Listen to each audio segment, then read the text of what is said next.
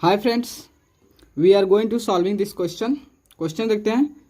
A sum of money lent at simple interest amounts to 4,745 in 3 years and to 5,475 in 5 years.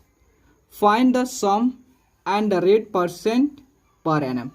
देखो question कर रहा है कि मान लो कि एक सम ऑफ अमाउंट है, मतलब पैसा है। उस मनी को इसे हम कह सकते हैं प्रिंसिपल है। जो पैसा अमाउंट ऑफ मनी है, उस मनी को सिंपल इंटरेस्ट पे दिया जाता है। ठीक है, मतलब ब्याज पे उस पैसे को दिया जाता है। और वह पैसे से जो हमने सिंपल इंटरेस्ट में दिया है, तो वह पैसा जो होता है 3 साल में मुझे अमाउंट रिटर्न आ रहा है कितना, 4,745 रुपया इन जो होता है 3 ईयर्स। मतलब 3 साल में मुझे जो पैसा रिटर्न आ रहा है अमाउंट के साथ, मतलब प्रिंसिपल प्लस ब्याज के साथ, दोनों पूरा टोटल पैसा मुझे मिल रहा है। कितना मिल रहा है? 4,745 रुपया। वही जो होता है अगर हम उस पैसे को हम 5 साल के बाद लेते हैं तो मुझे मिलता है 5,475 रुपीज़ मिलती है। ठीक है, तो मुझसे पूछ रहा है कि बताओ फाइंड द सम। तो वह प्रिंसिपल कितना था, वह अमाउंट ऑफ मनी कितना था जिसे आपने वह पैसा सिंपल इंटरेस्ट पे दिया था।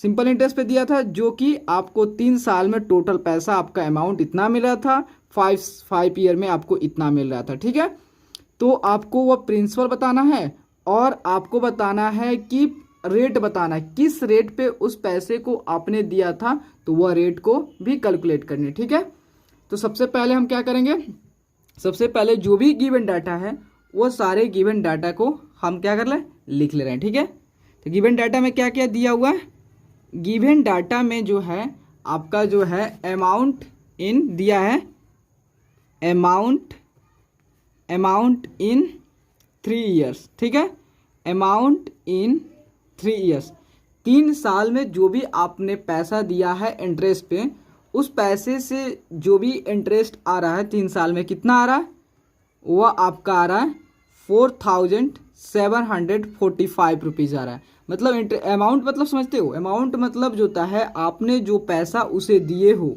और 3 साल में जो भी सिंपल इंटरेस्ट मतलब जो भी ब्याज जनरेट हो रहा है वो सबको कैलकुलेट करके आपको मिल रहा है 4,745 रुपया।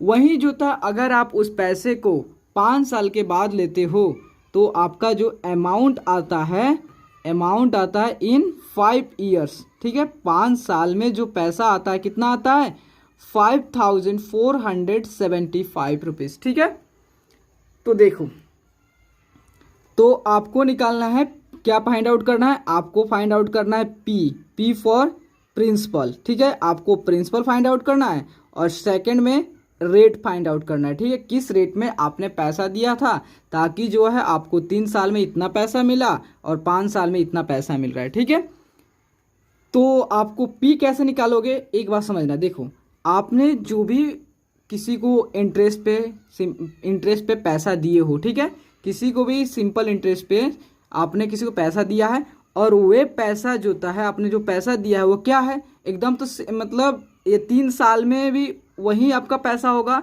5 साल में आपका वही पैसा होगा। आपके पैसा जितना दिए हो उसमें तो चेंज कोई नहीं होगा, जो भी चेंज होगा आपके ब्याज में होगा। मतलब जितना पैसे दिए हो उससे जो भी ब्याज बन रहा है, जो भी इंटरेस्ट बन रहा है, वह आपका केवल बढ़ेगा। जो भी आपने पैसा दिया वो पैसा तो बढ़ेगा नहीं, तो उसी पैसा को आपको कैलकुलेट करना है। तो देखो, तो 3 साल में आपका पैसा टोटल पैसा इतना मिल रहा था, 5 साल में इतना पैसा मिला। ठीक है, मिल रहा है। तो देखो, आपके दोनों केस में जो पी की जो इसमें वैल्यू होगा वह तो सेम होगा, बस इसमें क्या चेंज होता होगा, 3 साल से और 5 साल में बीच में क्या चेंज होता होगा, बस अब ब्याज बढ़ता होगा और कुछ नहीं बढ़ता। ठीक है, तो सबसे पहले आपको जो होता है हम फाइंड आउट कर लेना है। तो हमको क्या कर रहे हैं, 1 साल के लिए हम क्या कर रहे हैं, इससे ब्याज निकाल रहे हैं। सबसे पहले 2 ईयर्स के निकालें। क्यों निकालेंगे, क्योंकि 5 ईयर्स का दिया और 3 ईयर्स के दिया है। अगर 5 ईयर्स में से 3 ईयर्स को सब्ट्रैक्ट करेंगे तो हमारा 2 ईयर्स का ब्याज निकल पाएगा। निकलेगा कि नहीं निकलेगा, क्योंकि जो होता है 3 ईयर्स में आपका पैसा इतना आया, टोटल अमाउंट मिला। वही जो होता है 5 ईयर्स में आपका टोटल पैसा मतलब अमाउंट जो इतना मिला। मतलब अगर जो था 5 ईयर्स में से 3 ईयर्स को सब्ट्रैक्ट करोगे तो आपका केवल ब्याज ही बढ़ रहा है। मतलब आपको 2 साल में जो भी ब्याज बढ़ रहा है वो आपका ब्याज जो था सिंपल इंटरेस्ट जो है वो आपका मिल जाएगा। ठीक है, तो आप देखो SI इन 2 ईयर्स, 2 ईयर्स क्यों लिख रहा हूँ मैं, देखो 2 ईयर्स इसलिए लिख रहा हूँ मैं कि 5 ईयर्स आपका 3 ईयर्स के दिया है, 5 ईयर्स के दिया है। अगर 5 ईयर्स में से 3 ईयर्स को में से सब्ट्रैक्ट करोगे तो आपका क्या निकल जाएगा, सिंपल इंटरेस्ट निकलेगा। तो वहीं 2 ईयर्स के लिए आपका सिंपल इंटरेस्ट निकलेगा, 2 साल के लिए ब्याज निकलेगा। तो 2 ईयर्स के लिए जो सिंपल इंटरेस्ट होगा कितना होगा, तो आपका होगा 5475 माइनस 4745 रुपीज़। ठीक है, जैसे आप सब्ट्रैक्ट करोगे, देखो 5 में से 5 गया 0 एंड 7 में से 4 गया 3, उसके बाद 4 में 7 नहीं जाए दाएं लेगा तो 14, 14 में 7 गया 7 एंड देन आपका 5 से 5 0।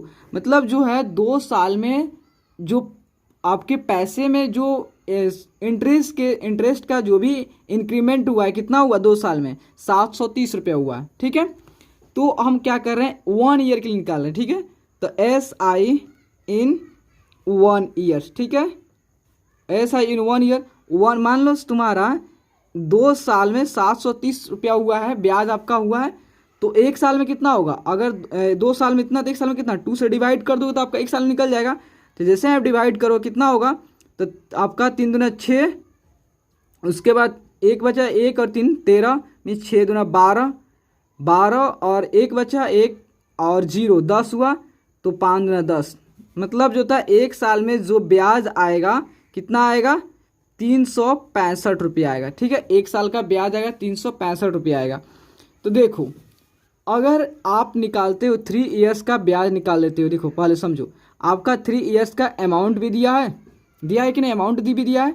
अगर आप जो है 3 ईयर्स का क्या कैलकुलेट कर ले रहे हो, ब्याज कैलकुलेट कर ले रहे हो, तो आपको एक फार्मूला होता है, अमाउंट इजकल टू क्या होता है, प्रिंसिपल प्लस इंटरेस्ट होता है, उससे कैलकुलेट कर लोगे। या आप जो है 5 ईयर्स के लिए आपका अमाउंट दिया है, अगर आप 5 ईयर्स के लिए ब्याज निकाल रहे हो तो 5 ईयर्स में कितना ब्याज होगा अगर वो कैलकुलेट कर ले रहे हो, तो आप जो था फिर भी आप इससे भी क्या निकाल लोगे, प्रिंसिपल निकालोगे कि नहीं निकालोगे। तो देखो तो हमने क्या कहा 3 ईयर्स नज़दीक है इसीलिए हम 3 ईयर्स के लिए निकाल रहे हैं। देखो SI इन 3 ईयर्स। ठीक है, 3 ईयर्स। तो देखो आपका 1 साल में इतना रुपया ब्याज हुआ, तो 3 साल में कितना होगा, 3 से मल्टीप्लाई कर। क्यों, क्योंकि आपने जो भी पैसा दिया है वो पैसा जो था क्यों दिया, मतलब वो एकदम जो था नहीं होता, पैसा जो दिया वो सभी में जो पैसा दिए 3 साल के लिए या 5 ईयर्स के लिए, सब में जो रेट है वो रेट सब में सेम है। ठीक है, सभी सेम रेट पे आपने पैसा दिया है।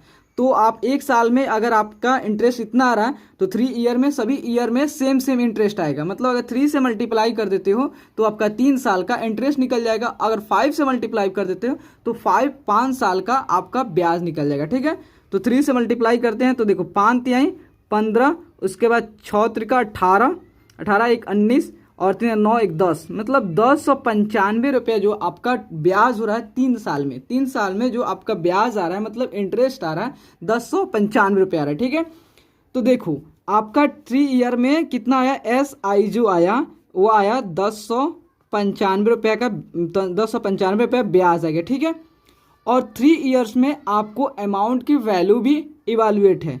अमाउंट ए फॉर अमाउंट कितना है 3 ईयर में, देखो 3 ईयर में आपका अमाउंट है कितना 4745। ठीक है, तो 4745 आपका इंटरेस्ट भी आपका क्या अमाउंट भी निकल गया। ठीक है, तो अगर एक फार्मूला होता आपका amount is equal to principal plus SI। ठीक है, तो देखो अगर आप अमाउंट का वैल्यू पुट कर दो, सिंपल इंटरेस्ट का वैल्यू पुट कर दो, तो आपका P की वैल्यू निकल जाएगा, जो कि आपको यही amount of money find out करना है जो कि आपने वो पैसा दिए थे एट सिंपल इंटरेस्ट पे। ठीक है, तो A कितना है 4745, P कितना है, P के वैल्यू तो आपको इवेलुएट करना है।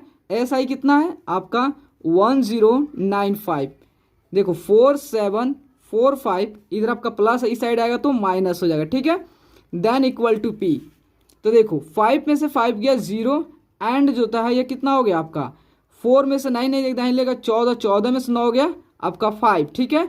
उसके बाद ये कितना हो गया 6, 6 में 0 हो गया 6, मतलब 650 रुपया जो होता है। और देखो यहाँ पे क्या हो गया, ये आपका 4 हो गया, 4 में से 1 गया 3, ठीक है। तो जो आपने कितना रुपया दिया था, आपने जो है 3650 रुपया आपने किसी को एज ए इंटरेस्ट दिए थे, इंटरेस्ट पे दिए थे, जो कि आपको 3 साल में टोटल पैसा कितना रिटर्न होता है 4745 रुपया। वहीं अगर आप 5 साल में पैसा लेते हैं तो 5475 रुपया मिलता है, ठीक है। अब आपको पूछ रहा है कि आपने जो पैसा उसे दिए हैं एज ए इंटरेस्ट पे, तो आप किस रेट पे दिए हैं। तो देखो, तो इंटरेस्ट निकालने का एक फॉर्मूला होता है, आप देखो आपको रेट निकालने का, तो देखो एस आई इजकल टू क्या होता है, P into R into T by 100 होता है ना। तो देखो एस आई, तो देखो अगर आपको क्या किस ईयर के लिए फाइंड आउट सब चीज़ वैल्यू आपको मालूम है 3 ईयर्स के लिए, 3 ईयर्स के लिए कितना ब्याज हुआ है, तो देख लेते 3 ईयर्स के लिए कितना ब्याज हुआ है। देखो आपका जो 3 ईयर्स के लिए जो ब्याज आया है कितना 1095 रुपया, ठीक है। तो 1095 जो होता है आपका 3 ईयर्स का ब्याज है, ठीक है। और पी आपको पी तो 3 ईयर्स का हो या 5 ईयर्स का, पी तो हमेशा सेम ही रहेगा। आपने जो उसको पैसा दिया पैसा थोड़ा चेंज होगा, उसके ब्याज में चेंज होगा, उस पैसे से जो ब्याज जनरेट हो रहा है वो चेंज होगा, ठीक है। तो पी की वैल्यू आपने कैलकुलेट किया है, कहाँ है पी के वैल्यू आपका यहाँ पे, ठीक है। तो पी का वैल्यू है 3650 है।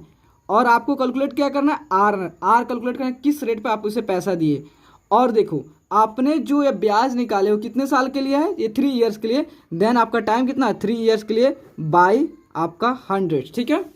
तो देखो, तो आप देखो कि ये 0 से 0 कैंसिल हो गया, उसके बाद देखो कि इसे कैंसिल हो सकता है ना, देखो यहाँ से भी ये कैंसिल हो जाएगा। जब इसके लास्ट में 5 है, इसके भी लास्ट में 5 है, तो मीन्स ये दोनों 5 से कैंसिल हो जाता है, ठीक है। आप इसे भी ध्यान दीजिए, नहीं तो आप यहाँ इसके नीचे ला कैंसिल करो तभी कैंसिल हो जाएगा, यहाँ से भी कैंसिल हो जाएगा। आपको बस एक स्टेप जो होता है कम हो जाएगा, नहीं तो एक स्टेप ज़्यादा बढ़ना पड़ेगा, ठीक है। इसे जब 5 से कैंसिल करोगे तो 5 2 जा 10, ठीक है।